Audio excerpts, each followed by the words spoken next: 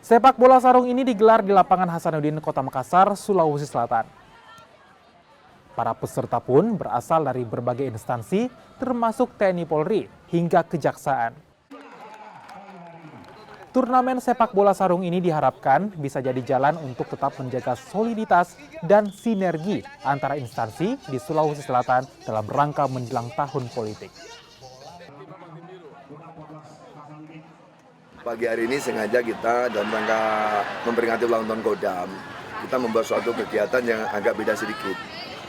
Kan gerak jalan sudah berapa kali dilaksanakan, lari juga sering, jadi kita mencoba yang agak sedikit ada olahraganya tapi ada fun-nya. Jadi pagi ini kita buat sepak bola sarung. Nah, tapi sepak bola sarung ini kita bukan dari institusi, jadi kita gabungan di mix.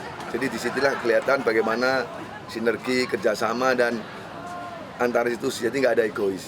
Jadi ada TNI, kepolisian, dari kejaksaan, dari perbankan, dari pemerintah provinsi, dari teman-teman media, dari sivitas akademika, semua gabung jadi satu. Dibuat 6 tim kalau tidak salah.